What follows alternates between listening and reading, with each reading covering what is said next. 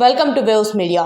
ఈ నెల 18వ తారీఖున మాజీ ముఖ్యమంత్రి వర్యులు వైఎస్ జగన్మోహన్ రెడ్డి సత్తెనపల్లి నియోజకవర్గ సత్తెనపల్లి రూరల్ మండల పరిధిలోని రెంటపాల గ్రామంలో ఉప సర్పంచ్ కోర్లకుంట శివనాగ మల్లేశ్వరరావు కాంస్య విగ్రహావిష్కరణ కార్యక్రమంలో పాల్గొని అనంతరం వారి కుటుంబ సభ్యులను పరామర్శించడం జరుగుతుందని, కావున ఈ కార్యక్రమానికి వైఎస్ఆర్ కాంగ్రెస్ పార్టీ నాయకులు, కార్యకర్తలు, అభిమానులు భారీగా పాల్గొని జయప్రదం చేయాలని కోరిన గురజాల నియోజకవర్గ మాజీ శాసనసభ్యులు కాసు మహేష్ రెడ్డి.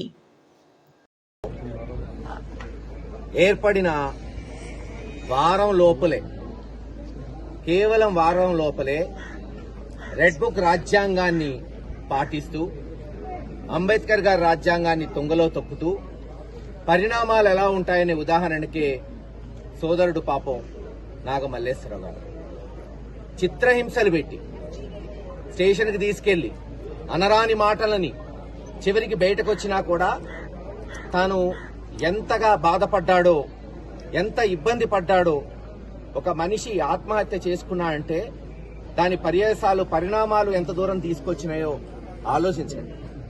మరి ఉప సర్పంచ్గా ఉండి ఈ గ్రామానికి జగన్మోహన్ రెడ్డి గారి నాయకత్వంలో అనేక అభివృద్ధి కార్యక్రమాలు చేసి ఆత్మహత్య చేసుకునే వరకు తెలుగుదేశం నాయకులు తీసుకొచ్చారు.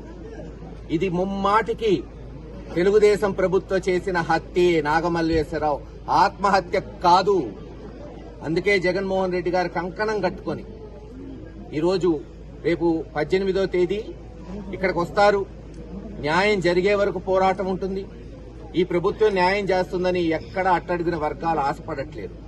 కానీ 4 సంవత్సరాల్లో మళ్లీ జగన్మోహన్ రెడ్డి గారు ముఖ్యమంత్రి అయిన తర్వాత ఇటువంటి కేసులు ఈ రాష్ట్రంలో జరిగిన నాగమల్లేశ్వరరావు గారు లాంటివంటి అనేక మంది ఆత్మహత్యలు కావచ్చు, హత్యలు కావచ్చు, దాడులు కావచ్చు, పోలీస్ స్టేషన్లో కొట్టిన కేసులు కావచ్చు, అన్ని బయటకు తీస్తారు.